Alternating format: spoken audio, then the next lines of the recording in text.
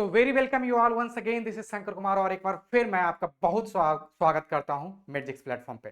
तो हम बात कर रहे थे अपने क्लास 9th के हिस्ट्री की, जहां पे हमने ऑलरेडी इंट्रोडक्शन पार्ट अपने इस चैप्टर का देख रखा है, फ्रेंच रेवोल्यूशन का। राइट, हमने देखा कि क्यों रीजंस, क्या रीजंस थे कि जिसने प्रमोट किया आगे के दिनों में इस रेवोल्यूशन को, और लोगों के बारे में थोड़ा सा हमने ज्यादातर जानकारी लेने की कोशिश की, जहां पे हमने बात की थी प्रिंस सोसाइटी की, फिर हमने बात की थी राजा के कंडीशंस की, और वहां पे जो भी टैक्सेस थे, राजा चूंकि अर्जेंटली वो was he was in need of money revenue, so for that sake he started imposing and few more taxes over the third estate people, and that is the reason why, that is one of the major reason why people you will see will come against this king, and there you will see coming of revolution. right, तो ये सारी बातें हमने कर रखी है। अब आज के सेशन में हम बात करेंगे क्या, डायरेक्ट टैक्स के बाद के अपने जो पॉइंट्स थे, जो भी हमारा इनडायरेक्ट टैक्स होगा वो हम कवर करेंगे। तो ये देखिए, यहां पे हमने बात की थी, अगर आपको याद होगा तो अपने डायरेक्ट टैक्स के बारे में। तो ये डायरेक्ट टैक्स हमने कवर कर रखा है। ये हमारा था डायरेक्ट टैक्स, देखिए ये था हमारा डायरेक्ट टैक्स वाला पोर्शन, ये हमने कवर कर रखा है अपने पिछले सेशन में। राइट, अगर आपको याद होगा तो हम बात कर रहे थे किसकी, हम बात कर रहे थे taxes in France before 1789। Direct tax की बात की थी हमने, इनडायरेक्ट टैक्स की बात की थी। डायरेक्ट टैक्स वो टैक्सेस हैं जो कि third state, specifically third state के जो पीपल है उन्हें कंपल्सरी है पे करना। Right, and this was the main source of revenue for the king. Right, अगर आगे बढ़ते हो तो इनडायरेक्ट टैक्स की बात करें, जिसे आप हिडन टैक्स भी बोल सकते हो, this is getting paid by all, but you will see none of these people will realize that they are paying taxes when they are purchasing something. Like if you go for purchasing a packet of salt, already if you have paid you have purchased the salt at MRP rate, there indirectly you had paid that tax which is already included in that MRP. right, तो ये indirect tax था जो कि सभी के द्वारा पे किया जाता था। मेजर टैक्स जो था वो डायरेक्ट टैक्स था, जो कि स्पेसिफिकली अगर बात करें तो थर्ड स्टेट के लोगों के द्वारा पे किया जाता था। यहां पे इसलिए थर्ड स्टेट के पीपल को हमने सॉरो फेसेस के थ्रू कवर किया। यहां पे देखिए ये सैड फेस है। राइट, आगे बढ़ते हो तो यहां पे आप देख रहे हो हमने बात की थी डिफरेंट टाइप के डायरेक्ट टैक्सेस की। डायरेक्ट टैक्सेस की बात करते हो तो टैले, जो कि राजा के द्वारा कलेक्ट किया जाएगा और डायरेक्टली उनके खजाना में जाके रखा जाएगा, तो दैट वाज टैले। टीथे, क्लर्जी, चर्च वाले पीपल के द्वारा कलेक्ट किया जाएगा। और फाइनली हमने बात की थी कैपिटेशन टैक्स की, जहां पे अगर आप वोट देने के लिए इंटरेस्टेड हो, लाइक क्लर्जी, नोबिलिटी और थर्ड स्टेट के रिप्रेजेंटेटिव्स होते थे। रिप्रेजेंटेटिव को इलेक्ट करने के लिए आपको पता होगा कि लोगों का ग्रुप होना चाहिए जो कि पार्टिसिपेट करेंगे और वहां पे अपने वोट को कास्ट करेंगे। बट ये राइट सभी को नहीं दिया गया था। जो लोग हर साल क्या करते थे, एक फिक्स्ड अमाउंट ऑफ टैक्स देने में सक्षम हो पाते थे, उन्हें ही ये राइट दिया गया था। और फाइनली उनके रिप्रेजेंटेटिव इस स्टेट जनरल के मीटिंग में पार्टिसिपेट करते थे, और you can say this is the house of representative. Right, ये था हमारे पास रिवोल्यूशन से पहले का स्ट्रक्चर। कैपिटेशन आपने देख लिया, उसके बाद विंस टाइम टैक्स देख लिया आपने। विंस टाइम टैक्स मतलब वॉर टाइम टैक्स, जहां पे आपके टोटल आउटपुट का 1/20 you have to pay to the king in the name of विंस टाइम टैक्स। तो ये भी कंपलसरी था। ज्यादातर केसेस में आप देखेंगे कि क्लर्जी, नोबिलिटी को भी ये पे करना था, बट ये हमेशा एग्जेंटेड रहते थे, ये अपने प्रिविलेज को यूज करके कभी भी नहीं पे करते थे ये टैक्स। और बट थर्ड स्टेट पीपल यहाँ पे उन्हें ये कंपल्सन था पे करना। तो यहाँ पे हमने बेसिकली बात कर ली। और फाइनली लास्ट में हमारे पास था कॉर्बी, मतलब ये एक तरह का आपके पास सर्विस टैक्स है। मतलब आप सर्विस टैक्स मतलब आपको कंपलसरी है राजा को ये सेवा देना। जब भी अगर कहीं एक जरूरत पड़ गई नाला बनाने की, तो आपको बुलाया जाएगा, आपको आना पड़ेगा। चाहे रोड बनाने की जरूरत हो जाए, चाहे आप कुछ सर्विस प्रोवाइड करने की जरूरत हो जाए, तो आपको जब भी बुलाया जाएगा आपको आना पड़ेगा। कुछ लोग एग्जेम्प्टेड थे, like nobles, clergy, townspeople, postmasters, country school teachers and serfs, they were exempted from this tax. और यहाँ पे देखिए ये सारे हमने डायरेक्ट टैक्सेस की बात कर रखी है। अब हम आगे बढ़ते हैं इनडायरेक्ट टैक्सेस की तरफ। इनडायरेक्ट टैक्सेस जिसको मैंने बोला कि indirectly you are going to pay such taxes along with your MRP। जब भी आप कुछ खरीद रहे हो, so along with that MRP you already had paid the taxes. You were not even interested in checking that did I pay any tax? Yes, literally you had paid the tax, but you are unaware of this. So that type of taxes will be called as indirect tax. Example देखिए, गवेले।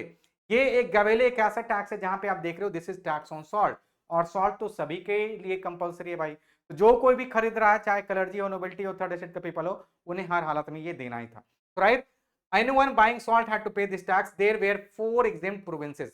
कुछ एक ऐसे provinces थे जहां पे कोई salt tax नहीं थे, बट बेसिकली लगभग सारे फ्रांस में देखेंगे सभी लोगों के द्वारा ये टैक्स पे किया जा रहा था। So that was about gabelle. आगे बढ़ते हो आप, दूसरा आप देख रहे हो ऑक्ट्रॉय। ऑक्ट्रॉय क्या है? This is tax paid at the own gates on goods being taken to market. The merchant transporting goods had to pay, nobody was exempted. जो मर्चेंट्स है उन्हें ये पे टैक्सेस पे करनी होती थी। लाइक ऑक्ट्रॉय ये एक तरह का टैक्स हो गया। लाइक आप, अगर आपका एक शॉप है, लेट्स अज्यूम अगर आप पटना में हो और पटना में आप अपना कोई शॉप रखना चाहते हो और शॉप खोलने के लिए आपको परमिशन लेना पड़ेगा म्युनिसिपल कॉर्पोरेशन से, तो वहां पे ऐसे केसेस में आप उन्हें मंथली बेसिस पे, वीकली बेसिस पे या फिर एनुअल बेसिस पे कुछ एक टैक्सेस पे करोगे। सो this is all about octroi. तो जो बिजनेस एक तरह का कस्टम टैक्स भी आप इसे बोल सकते हो। तो this is kind of custom tax, इसे आप मान लो कस्टम टैक्स। म्युनिसिपल टैक्स आगे हम देखेंगे, this is just nothing but custom tax. तो ये कस्टम टैक्स आप क्या देख रहे हो कि अगर आप कुछ बेचने के लिए मार्केट में ला रहे हो तो वैसे केसेस में आपको वहां के लोकल जो अथॉरिटीज हैं उन्हें आप पे करोगे। स्पेशली जो मर्चेंट्स थे उन्हें ये पे करनी पड़ती थी। Nobody was exempted, everyone has to pay this tax. Aides, so this is the tax on drinks, specially on wine, some provinces were exempted from it. मतलब बेसिकली ये था टैक्स वाइन के ऊपर, और वाइन तो उस समय में आप समझ सकते हो सभी का नीड था। तो जो भी लोग इसे पीना पसंद करते थे, खरीदते थे, automatically they had to pay this tax and that was aids, right. आगे बढ़ते हो आप, तो यहां पे हमने बात कर ली बेसिकली इन तीन तरह के इनडायरेक्ट टैक्सेस की। तो ये हमारे पास आप देखेंगे कि एक प्रचलन में था, इसे हम फिर से आपके सामने यहां पे रख रहे हैं, इसे आप ध्यान में रखने की कोशिश करेंगे। ये है हमारा इनडायरेक्ट टैक्स। इसका कलर चेंज कर देते हैं, ये कर देते हैं, फिल कलर इसका चेंज कर देते हैं, कौन सा भाई, ये कर देते हैं, या फिर ये कर दो, बहुत बढ़िया। अब इसको हम हटा के क्या कर देते हैं, बस सेंटर में कर देते हैं, जहां से आपको ये समझना आसान हो जाएगा कि हम क्या बात कर रहे हैं भाई। We are talking about indirect taxes. हमारा यहाँ पे जिक्र किसका हो रहा है, डायरेक्ट टैक्स का। कौन कौन से इनडायरेक्ट टैक्स की हमने बात की यहाँ पे, गौर करेंगे कौन कौन से टैक्सेस की बात की हमने यहाँ पे। हमने बात कर ली है सबसे पहले किसकी, सबसे पहले हमने बात की है अपने गवेली की। This was a salt tax, gabelle. दूसरा कौन हो गया भाई, दूसरा हमारे पास हो गया ऑक्ट्रॉय। और तीसरा कौन हो गया भाई, तीसरा हो गया हमारे पास कौन सा, तीसरा अगर देख रहे हो तो वो कौन सा भाई, एड्स। यहां पे इन शॉर्ट अगर बात करेंगे तो ये क्या है भाई, this is wine tax, this is kind of custom tax. इसे ट्रांसपोर्टेशन से भी कनेक्ट कर सकते हो, ट्रांसपोर्ट टैक्स, ठीक है। ये हो गया टैक्स ऑन सॉल्ट, राइट। तो ये था हमारा बेसिक इनडायरेक्ट टैक्सेस। और भी बहुत तरह के थे, हम उतना डिटेल में नहीं जा रहे, बट आपको पता चल गया कि ये सारे टैक्सेस थे। इसके क्या फीचर थे, this must have to be paid by all,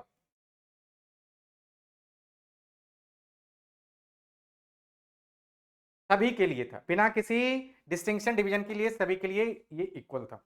अब यहां पे इन सारे चीजों को अगर आपने देख रखा, सोसाइटी का डिवीजन देख रखा है, क्लर्जी, नोबिलिटी और थर्ड स्टेट। क्लर्जी नोबिलिटी को हम प्रिविलेज क्लास में रख रखे थे, आपने देखा था। थर्ड स्टेट के पास प्रिविलेज नहीं था, इसलिए उसे हमने अनप्रिविलेज या फिर नॉन प्रिविलेज क्लास में रखा था। क्यों? क्योंकि ये पीपल जो थे, ये जो फार्मर्स थे, लैंडलेस लेबरर्स थे, सर्व्स थे, इन्हें ये कंपल्सन था कि टैक्सेस पे करने ही है। किस तरह के taxes, indirect, sorry direct taxes. कौन कौन से डायरेक्ट टैक्सेस थे, हमने ऑलरेडी जिक्र देख रखा उसका, लाइक टाले, तीथे, कैपिटेशन, विज टाइम, और उसके बाद हमने कॉर्बे देखा। ये सारे टैक्सेस आपको कंपल्सन, आपके लिए कंपल्सन है कि आपको पे करना है, कंपल्सरी, नेसेसिटी नहीं, कंपल्सरी है ये। तो ये एक तरह का क्या हो गया, हमसे हमारा अधिकार छीन ले गया है, और ये अधिकार सिर्फ किनको दिया गया कि आपको टैक्स पे नहीं करना है, क्लर्जी और नोबिलिटी को, राइट। उसके बाद दूसरा रीजन अगर आप देखते हो कि हर हालत में आपको क्या करने हैं, राजा को सपोर्ट करना है। इनडायरेक्ट टैक्सेस तो सभी के लिए थे ही। अगर कॉर्बी की बात करते हो, जैसे आपने देखा कि जब भी राजा बुलाएंगे तो आपको जाना पड़ेगा, मतलब एक तरह का आप नौकर बन गए हो। और धीरे धीरे लॉन्ग टर्म की अगर बात करते हो तो यहाँ पे हम बात करते हैं राजशाही की, और यही जो राजशाही होगा आगे चल के क्या होगा, लोगों के दिलो दिमाग में एक जहर घोल देगा, किसके अगेंस्ट? राजा के अगेंस्ट। अब यहाँ पे इसलिए हम बात कर रहे हैं स्ट्रगल टू सर्वाइव। लोग चाह के भी यहाँ पे देखेंगे तो वो सर्वाइव करने में वहां पे काफी ज्यादा स्ट्रगल कर रहे हैं। अब यहाँ पे थोड़ा सा पॉइंट गौर करेंगे, पॉइंट को गौर करेंगे और फिर आगे हम जानने की कोशिश करेंगे कि कैसे ये रिवॉल्यूशन एक दिन आएगा और पूरे जो फ्रांस का जो सिस्टम है वो चेंज कर देगा। तो पहला रीजन, हमने ऑलरेडी बहुत सारे ऐसे पॉइंट्स देख रखे हैं जो कि आपका रीजन था। सोसाइटी का स्ट्रक्चर क्या था, हमने देख रखा, डिविजन्स। अब यहाँ पे बात करेंगे स्ट्रगल टू सर्वाइव। क्यों, क्या क्या स्ट्रगल था लोगों के बीच में, जरा देखते हैं। Population of France was around 28 million in 1789, 28 million इनका पॉपुलेशन था। और यहां पे supply of food grains, if you see, that could not sufficiently meet the rapid increase of the demand. जो पॉपुलेशन ग्रोथ है, पॉपुलेशन was ग्रोइंग रैपिडली। एक ये और क्वेश्चन पूछा जा सकता है कि ऐसा why population, why was population growing rapidly, इसके क्या आंसर होंगे? तो बेसिकली इसका आंसर आप क्या दोगे कि भाई medicinal facility has been improved by the time. Improvement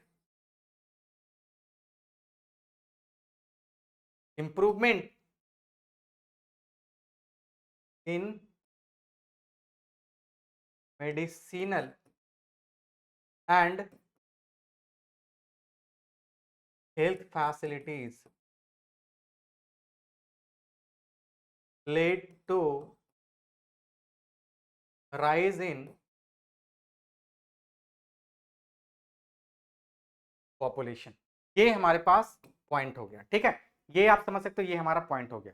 अब यहां पे अगर आप देखते हो, the supply of food grains could not sufficiently meet the rapid increase. Population तो बढ़ रहा था, अब पॉपुलेशन का क्या नीड होगा, लोगों का, राइजिंग पॉपुलेशन का सबसे नीड क्या होता है, इनका नीड क्या था भाई?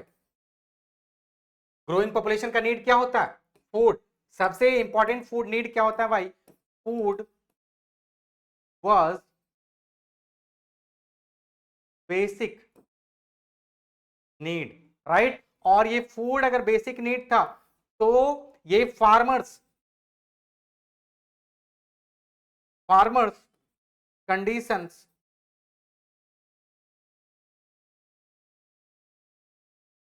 Where not very good. और जब फार्मर का कंडीशन अच्छा नहीं रहेगा तब क्या समझोगे? फूड नहीं मिल पाएगा, और जब फूड नहीं मिल पाएगा तो ये जो ग्रोइंग पॉपुलेशन है ये स्ट्रगल करेंगे सर्वाइवल के लिए। और यही सारे जो लॉन्ग टर्म में आप देख रहे हो ना जो हो रहा है, ये आगे चल के क्या करेगा? एक वहां पे कियोस पैदा करेगा, एक वहां पे टेंशन पैदा करेगा लोगों के बीच में, और वो बहुत ही ज्यादा क्या हो जाएंगे? खफा हो जाएंगे। किसके अगेंस्ट? राजा के अगेंस्ट, राइट। अब यहां पे देखिए, अब लोग पॉपुलेशन बढ़ रहे हैं बट उनके लिए क्या है? फूड ग्रेन्स अवेलेबल नहीं है। Prices of bread kept on rising rapidly। एक तो आप समझ सकते हो, फूड, जो फूड ग्रेन्स हो गया वो क्या हो गया? That was a scarcity. इसकी क्या हो गया भाई? अस्कार्सिटी हो गई। But since demand was very high, demand क्या था भाई? डिमांड यहां पे देखेंगे तो डिमांड क्या था इसका? बहुत ज्यादा था। डिमांड अगर किसी चीज की ज्यादा है देन आप समझ सकते हैं उसका प्राइस भी क्या होगा? प्राइस भी क्या हो जाएगा? डिमांड ज्यादा है और सप्लाई कम है, demand high but supply less, then आपको क्या पता चलेगा? प्राइस जो हो गया ऑफ गुड्स क्या हो जाएगा? वो price of goods will increase. समझ में आई मेरी बात? कैसे मैंने इतना सारा पॉइंट्स इन 3 स्टेटमेंट्स के थ्रू निकाल दिया। पॉपुलेशन ग्रो हो रहा था, क्यों? क्योंकि मेडिसिनल फैसिलिटीज वहां पे इंप्रूव कर रही थी। अब पॉपुलेशन का नीड होता है भाई फूड कहां से आएगा? फार्मर से। फार्मर का कंडीशन क्या था? खराब, राइट। तो ऐसे केस में फूड की क्या हो जाएगी? स्कार्सिटी। डिमांड, पॉपुलेशन बढ़ रहा है तो इसे डिमांड बहुत हाई है पर सप्लाई उसका कम है क्योंकि फार्मर का कंडीशन खराब है। तो ऐसे केस में आप समझ सकते हो the prices of basic things specially foods you will see started growing rapidly. और ये सारा सिचुएशंस यहाँ पे आप देख सकते हो, ये है स्ट्रगल टू सर्वाइव। आपको पता चल गया होगा कि हमने क्या बात की थी, राइट। एक और टैक्स हम यहाँ पे बात कर रहे हैं, इसे हम थोड़ा सा क्या करते हैं, ऊपर कर देते हैं। टैक्स को हम क्या करते हैं, ऊपर कर देते हैं। हाँ, ये ट्रेड्स हमने वहां पे छोड़ दिया था, ट्रेड्स को भी देख लेते हैं। ये ट्रेड्स क्या है? This is a tax on goods being transported from one province to another. The merchant transporting the goods had to pay, nobody was exempted. So this is trades. ये जस्ट लाइक आप समझ सकते हो, ये trades आप क्या है, octroi की तरह ही है। तो ऑक्ट्रॉय एक हो गया कस्टम टैक्स, तो दिस इज म्यूनिसिपल, कहां गया ये म्यूनिसिपल टैक्स। दिस इज, यहां पे इसे आप कर दो क्या, म्यूनिसिपल टैक्स। मैंने बोला ना कि अगर आप एक शॉप रखना चाहते हो किसी मार्केट में, तो आपके जो लोकल म्यूनिसिपल कॉर्पोरेशन हो गए उनको आपको मंथली बेसिस पे कुछ एक मेंटेनेंस पे करने पड़ेगा। So that is municipal tax, और ये कहलाता था हमारे पास क्या, टैक्स। इतने सारे पॉइंट्स को आप देखेंगे कि ये राउंडली यहाँ पे मेंशन किया गया है, तो यहाँ पे इन शॉर्ट आप इसे लिखेंगे क्या, म्यूनिसिपल टैक्स। मैं यहाँ पे भी इसे ऐड कर देता हूँ, इसे आप यहाँ से समझ रहे हो क्या हो जाएगा, वो रेट्स। ठीक है, ये हमारा क्या हो गया, म्यूनिसिपल टैक्स। ये सारे हमारे पास हो गए अपने टैक्सेस। अब ये हमने देख लिया, आगे क्या बढ़ते हो, लोग जो खरीद के खा रहे थे, फार्मर्स का तो कंडीशन खराब था ही।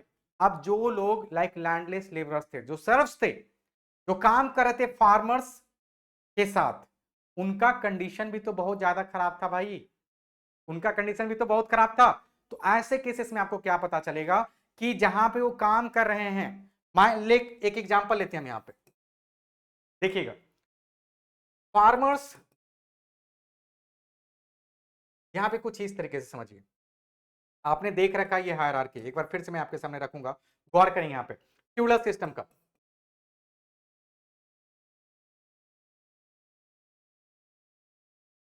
फ्यूडल सिस्टम की बात करते हैं तो सबसे ऊपर कौन है भाई, सबसे ऊपर कौन है भाई, किंग, राजा है।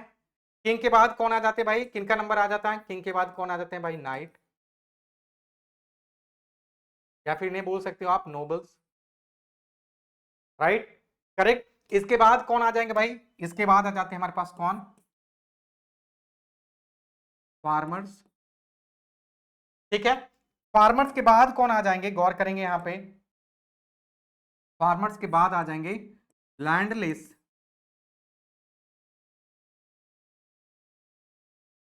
Labourers, labour to be labourers. ठीक है, ये लैंडलेस लेबरर्स को हम एक और नाम से जानते हैं, जिसे हम बोलते हैं क्या, सर्व्स। ध्यान देंगे ये कौन है, हम किस नाम से जानते हैं, सर्व्स। अब देखिए, he is working for some money, ये वर्क कर रहे हैं फॉर मनी के लिए, किसके लिए, मनी के लिए, जिसे आप बोल सकते हो वेज, मनी। ये क्या देंगे, रेंट, ये क्या जमा करेंगे, राजा को देंगे। ठीक है, आप समझ रहे हो, आप समझ रहे हो कैसे ये बढ़ रहा है प्रोसीजर। यहां पे सबसे ऊपर कौन है भाई, राजा है। ठीक है, यहां पे अगर आपको पता चल गया होगा कि ये जो सर्व्स हैं इनका कुछ नहीं है, ये फार्मर्स को हेल्प कर रहे हैं खेत में। फार्मर्स का अगर कंडीशन अच्छा रहेगा ना भाई, तभी तो इन्हें मिलेगा क्या, पैसा। समझ रहे हो बात। अभी पिछले स्लाइड्स में आपने क्या देखा कि फार्मर का कंडीशन बहुत ही दयनीय था, और फार्मर का जब कंडीशन खराब रहेगा भाई, तो लैंडलेस लेबर को क्या उनका सैलरी मिल पाएगा, मिल पाएगा क्या, कहीं से नहीं मिल पाएगा। और दूसरा, जो सैलरी जो मिलना था लैंडलेस लेबरर्स को, सर्व्स को, वो जो पेस था ना, राइज इन प्राइस जो हो रहा है मार्केट में, जो प्राइस बढ़ रहा है बेसिक थिंग्स का, फूड्स का, उसके हिसाब से ये कहीं भी जस्टिफाइबल नहीं था। मतलब जो सैलरी आपको मिल रहा है उससे आप अपने फैमिली का भरण पोषण नहीं कर पाओगे। तो wages of labourers was fixed and was not able to keep pace with this rise of prices. जो प्राइस बढ़ रहा था फूड ग्रेन्स का, उस हिसाब से सैलरी नहीं बढ़ रहा था। तो एक ऐसा टाइम आ गया ना कि अब लोग जो काम कर रहे हैं लाइक लैंडलेस लेबरर्स, वो फूड को ही नहीं खरीद पा रहे हैं, उनका जो सैलरी है उससे वो खरीद ही नहीं पा रहे हैं, तो क्या करेंगे, वो परेशान तो होंगे ही ना। तो यहाँ पे उसका जिक्र आप देख रहे हो, right. Number of natural calamities reduce the harvest. यहाँ पे एक और रीजन आपको पता चलेगा कि जो फार्मर्स था उनका कंडीशन खराब पहले से था, और नेचुरल कैलामिटीज जो हमारे नेचर के द्वारा जो हमें प्रताड़ित किया जा रहा था, पुअर जो कंडीशंस थे हमारे पास, फिजिकल फैक्टर्स थे, उसके चलते भी उनका हार्वेस्ट क्या हो गया, कम गया। So that was about bad harvest. उसके बाद फाइनली क्या हो गया, all this led to what, subsistence crisis. ये हमें क्या बताएगा, सबसिस्टेंस क्राइसिस को। अब आपको हम एक एनसीईआरटी का पिक्चर दिखाते हैं जिससे आपको थोड़ा सा आइडिया लगेगा। देखिए, तो अभी हमने इन सारे पॉइंट्स को कंक्लूड किया और एनसीईआरटी में काफी अच्छे से ये आपके बारे में, इसके बारे में वहां पे बताया गया। कुछ एक ब्लैंक स्पेसेस छोड़े गए थे। बैड हार्वेस्ट था, वो क्या रिजल्ट करेगा, that will promote what, scarcity of food grains. वहां पे क्या होगी, फूड ग्रेन्स की किल्लत होगी। यहां पे there will be scarcity of food grains. अगर लॉन्ग टर्म तक फूड ग्रेन्स की स्कार्सिटी है तो क्या होगा भाई, there will be rise in price of food grains, right. ये आप समझ सकते हो। इसके बाद अगला जो पॉइंट लिखा गया तो एनसीईआरटी में होता है, the poorest can no longer buy bread. जब भाई प्राइस ज्यादा बढ़ जाए और सैलरी कम है तो वैसे केसेस में जो पुअर लोग हैं वो कभी भी फूड को अफोर्ड नहीं कर पाएंगे, राइट। पुअरेस्ट की बात करें तो यह स्पेशली हम यहां पे बात कर रहे हैं किनकी, सर्ब्स की। सर्ब्स कौन थे भाई, लैंडलेस लेबरर्स थे। ये सर्ब्स जिनका क्या था, सैलरी कम था, और उसी तरीके से चूंकि उनका सैलरी कमते जा रहा था और प्राइस बढ़ते जा रहा था बेसिक फूड्स का, तो इसलिए वो क्या कर सकते थे, फूड को अफोर्ड नहीं कर सकते थे, बाय नहीं कर सकते थे। और अगर लंबे अरसे तक अगर आपको फूड नहीं मिलेगा तो क्या होगा, आपका बॉडी क्या हो जाएगा, वीक हो जाएगा, और साथ साथ यहां पे आप समझ सकते हो पुअर इम्यूनिटी भी हो जाएगा। इम्यूनिटी, अगर पुअर इम्यूनिटी हो जाएगा भाई तो क्या हो जाएगा, आप काफी ज्यादा वल्नरेबल हो जाएंगे। People became vulnerable and prone to diseases, means people were vulnerable to diseases, vulnerable and prone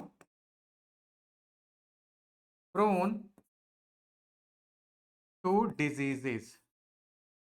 ठीक है, ये आप कनेक्ट कर सकते हो इससे। यहां पे अब चूंकि वो उनका इम्यूनिटी काफी लो है, so they can be easily get caught by diseases and that will promote what, epidemics. अगर बहुत ज्यादा एपिडेमिक्स है भाई तो लोग क्या करेंगे, मरेंगे, डायक होंगे, मरेंगे। एक तो ये रीजन हो गया, ज्यादा पॉपुलेशन मरने लगेगा। दूसरा रीजन होगा कि फूड अब यहाँ पे काफी ज्यादा क्या हो गया, इंपॉर्टेंट रिसोर्स हो गया। सभी लोग अपने फैमिली के नीड को फुलफिल करने के लिए क्या करेंगे, आपस में लड़ाई करेंगे। That will promote what, food rights. और जब फूड राइट्स होगी तो वहां पे अगेन राइट के दौरान क्या होगा, कैजुअलिटीज होगी और बहुत सारे लोग मारे जाएंगे, राइट। तो ये एक तरह का साइकिल हो गया, vicious cycle from where it was very much difficult for these French people to come out. It was very difficult and it was very like hard for them to get out from this situation. So ये था हमारे पास subsistence crisis। NCERT में ये दो blanks थे, ये blanks थे, ये ब्लैंक्स थे, बाकी सारे जो आप डार्क में देख रहे हो वो आपके दिए गए थे। तो आपको ये सारे पॉइंट्स ध्यान में रखने और ये काफी इंपॉर्टेंट हो जाता है। ये मैं यहाँ पे मेंशन कर रहा हूँ, दिस इज वीवीआई, ठीक है ना। ये आपको समझना बहुत ही जरूरी है। फिर से मैं समझाता हूँ कि मैं आपने देखा बैड हार्वेस्ट था, फार्मर्स का कंडीशन ऑलरेडी खराब था, और नेचुरल कैलेमिटीज ने क्या किया, बैड हार्वेस्ट को प्रमोट किया। उनका खेती से आउटपुट कम गया। जब खेती से आउटपुट कम जाएगा तो पॉपुलेशन यहां से चूंकि बढ़ रहा था तो वहां पे क्या हो जाएगी, उनको फीड करने के लिए हमें चाहिए थे फूड ग्रेन, और वो है ही नहीं। तो there was a scarcity of food grains. अब फूड ग्रेन्स की जैसे ही डिमांड क्योंकि बढ़ रही है, क्योंकि पॉपुलेशन का बढ़ रहा है तो डिमांड बढ़ रहा है, बट सप्लाई कम गया। डिमांड सप्लाई गैप अगर देख रहे हो तो हमारे पास बढ़ रहा है, जो कि क्या प्रमोट करेगा, rise in price of foods. अब जैसे ही ये बढ़ेगा तो हमारे जो वहां के लोकल सर्व्स थे, लैंडलेस लेबरर्स थे, जो कि काम करते थे डेली बेसिस पे, डेली वेजेस पे, अब उनके लिए काफी ज्यादा चैलेंजिंग हो जाएगा, वो अफोर्ड ही नहीं कर पाएंगे फूड। तो इसके चलते क्या हो जाएगा, फूड राइट होगा, लड़ेंगे एक दूसरे के साथ, वो फिर मारे जाएंगे। या फिर नहीं भी लड़ेंगे तो चूंकि उनके पास लड़ने के लिए ताकत ही नहीं है, क्योंकि उनके पास इम्यूनिटी नहीं है। पुअर इम्यूनिटी होगा तो वह काफी आसानी से डिजीज वगैरह उनको पकड़ लेगी, और वहां पे many epidemics will be there like plagues and influenza, and they are again going to do what, they will die. So this is a vicious cycle, bad cycle from where it was very much difficult to come out, and this is the reason why this is getting called as subsistence crisis, a crisis which was never going to get ended. Right. So this is about subsistence crisis. ध्यान रखेंगे, यहां से हमने पढ़ लिया क्या, struggle to survive के अंदर अपने सबसिस्टेंस क्राइसिस को यहां से क्वेश्चन पूछ। अब हमने यहां पे एक चीज पहले पॉजिटिव पॉइंट हाईलाइट किया था कि जो हमारा क्या बढ़ा था, मेडिकल फैसिलिटीज बढ़ गया था। तो वहां पे अब चूंकि मोर्टेलिटी रेट कम गई थी इसलिए पॉपुलेशन बढ़ रहा था। एक पॉइंट मैंने वहां पे हटा बताया था। मैं यहाँ पे फिर से कुछ एक पॉइंट यहाँ पे बताता हूं पॉजिटिव। अभी तक हमने बात की है ऐसी चीजों की जो कि आपको बताया कि सारे फ्रांस में नकारात्मकता ही थी, बट हमारे पास कुछ एक ऐसे भी ऑब्जेक्ट्स थे या फिर सिचुएशंस थे जहां पे आप देखेंगे कुछ एक आप वहां पे पॉजिटिवनेस हमारे लिए ऑब्जर्व करने लायक थी। वो क्या थे positive things? Positive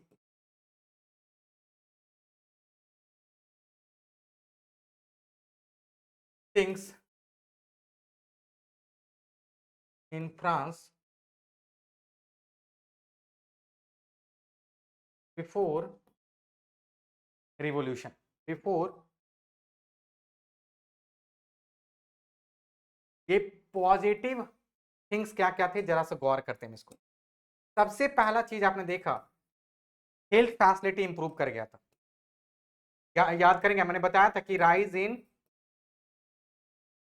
medicinal facilities, rise in medicinal health facilities promoted what? Promoted what? Promoted reduction.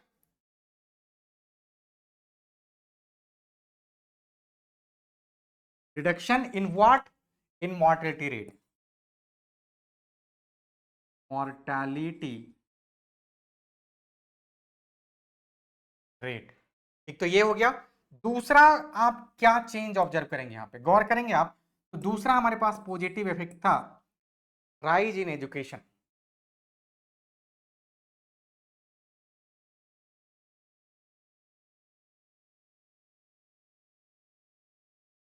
Rise in education, और ये राइज इन एजुकेशन किससे कनेक्टेड रहेगा भाई? That will be connected with what?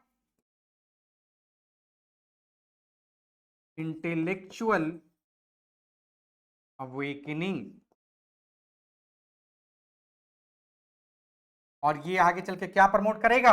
Demand for the people's right.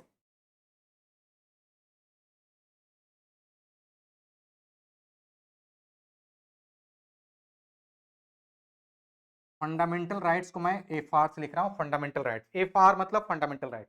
Short में मैं लिख देता हूं, F R signifies what? Fundamental. जब आपको एजुकेशन मिलेगी तभी आप समझ सकते हो कि आपका राइट क्या होगा। तो ये यहां पे आप देख रहे हो, पहले तो आपने देखा कि मेडिसिनल फैसिलिटी बढ़ा, तो जिसके चलते मॉर्टेलिटी रेट हमारा क्या हो गया? कम गया, राइट। तो ये क्या करेगा? पॉपुलेशन बढ़ाएगा, बहुत अच्छी बात है, ठीक है। बट वहां पे इसका अपने काउंटर इफेक्ट देखा था कि पॉपुलेशन तो बढ़ रहा था, बस उनको पर उनको खाने के लिए फूड ग्रेन्स ही नहीं उपलब्ध थी, जो कि अब देखेंगे कमिंग ऑफ सबसिस्टेंस क्राइसिस से कनेक्टेड था। दूसरा हमने बात की थी राइज ऑफ एजुकेशन।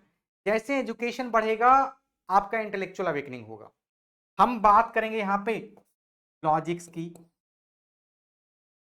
बात करेंगे यहां पे रीजन की, बात करेंगे यहां पे किसकी?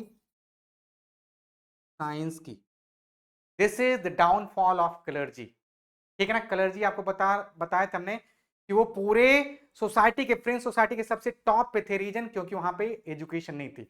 और जब एजुकेशन नहीं रहेगा ना तो आप अपने राइट्स को नहीं समझ पाओगे, और जो भी कोई बोलेगा आप उसे ब्लाइंडली फॉलो कर लोगे, क्योंकि आप अपना दिमाग ही नहीं अप्लाई करो ना वहां पे। तो ऐसे केसेस में लॉजिक्स, रीजन और साइंस का एब्सेंस हमें प्रमोट कर रहा था क्या? थियोक्रेसी को।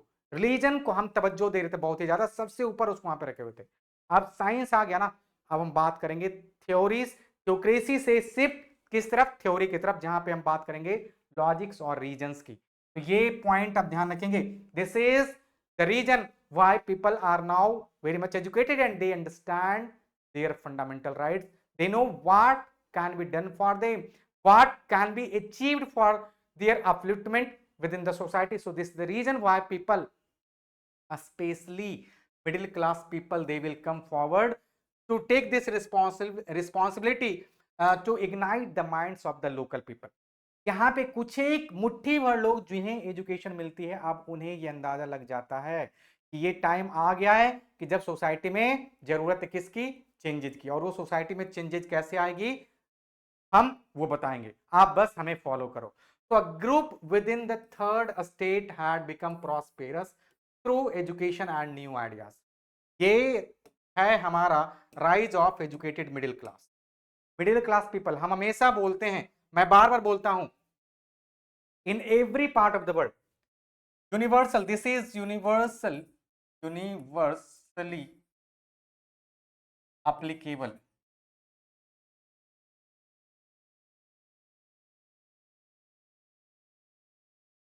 ध्यान देंगे क्या है यहां पे, मैं हाईलाइट करने की कोशिश कर रहा हूं।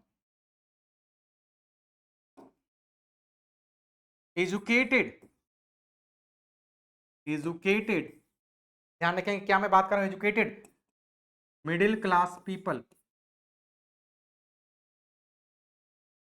educated middle class people,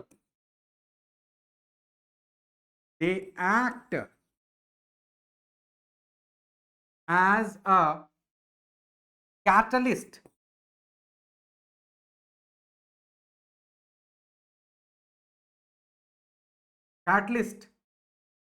for bringing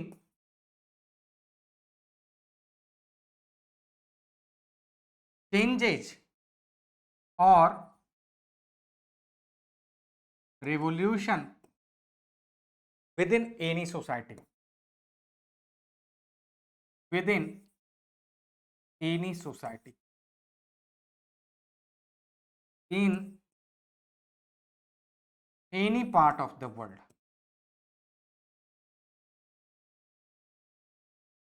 कहीं पे भी आप रिवोल्यूशन देख रहे हो तो हमेशा एक चीज आप गौर करेंगे कि वहां पे एजुकेटेड मिडिल क्लास पीपल का सबसे बड़ा कंट्रीब्यूशन है, सबसे बड़ा कंट्रीब्यूशन है एजुकेटेड मिडिल क्लास पीपल। समझ रहे हो आप, इनसे बढ़ के आप कहीं भी नहीं देखोगे कुछ भी संभव हो पाया। हमेशा आप चाहे इंडिया की बात कर लो, इंडिया की बात करते हो, suppose that let's have an example, India की हम बात करते हैं, इंडिया की बात करते हो आप, let's have an example in India, example की बात करते हैं हम इंडिया की, इंडिया की बात करते हो आप ले लो एग्जांपल राजा राम मोहन राय का।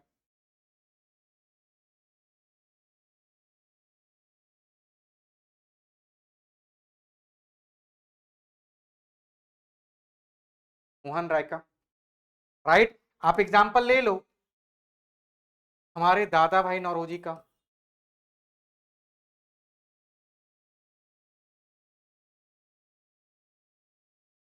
इससे क्या पता चलता है कि ये लोगों ने अपनी जिम्मेदारी समझी एजुकेशन मिलने के बाद।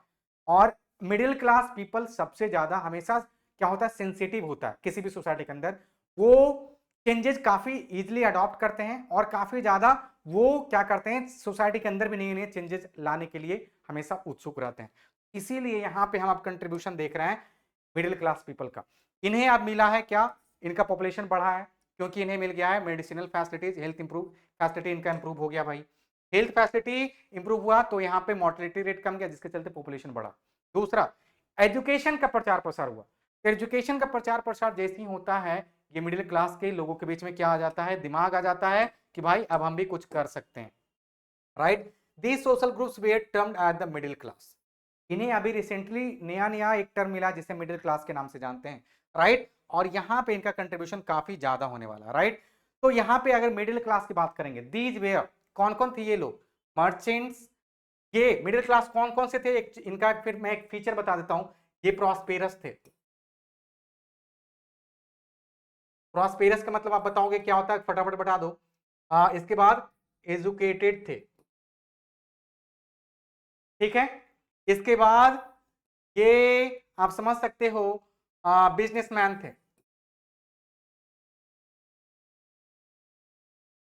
मर्चेंट्स थे। अब प्रॉस्पेरस का मतलब मैं बता देता हूं, अगर आपको नहीं समझ में आएगा तो ये कौन थे, सोसाइटी के रिच पीपल के थे, बट ये रिच पीपल कहां से आते थे? थर्ड स्टेट पीपल वाले कैटेगरी से आते थे। They were merchants, manufacture professional such as lawyers, administrative officials, educated people थे, बिजनेस क्लास पीपल थे, या फिर ये क्या थे? हमारे क्या थे? एम्प्लॉइज थे,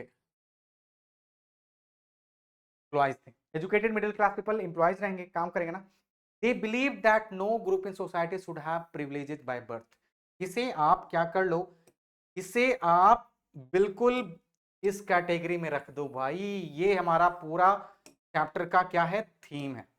ये क्या हमारे पूरे चैप्टर का क्या है? Theme, summary of this whole chapter, right? ये हमारे पूरे चैप्टर का समरी है। इसके बाद का जो कंटेंट है, गौर कर लो यहाँ पे क्या इन्होंने हाईलाइट करने की कोशिश की है। इनका मानना था कि किसी भी सोसाइटी में प्रिविलेज जो हम दे रहे हैं वो बर्थ के बेसिस पे नहीं होना चाहिए। That should be based on merit. आप अपने मेरिट से उसे हासिल करोगे। अगर आप बनना चाहते हो अरबपति तो उसे मेहनत करके हासिल करना चाहते हो। बनना चाहते हो इंजीनियर का टैग लेना चाहते हो तो आप मेरिट से हासिल करोगे, ना कि पैसे से हासिल करोगे, बर्थ से हासिल करोगे, राइट? तो ये इनका मानना था और यही हमारे इस पूरे मेन चैप्टर का क्या समरी है। ये प्रिविलेज बेस्ड ऑन बर्थ हट गया ना भाई, तो सोसाइटी, मोनार्की खत्म हो जाएगा, फ्यूडलिज्म खत्म हो जाएगा, एब्सोल्यूटिज्म खत्म हो जाएगा, डिस्पोटिज्म खत्म हो जाएगा, सीनियोरियल सिस्टम खत्म हो जाएगा। क्या आ जाएगा भाई? डेमोक्रेसी आ जाएगा।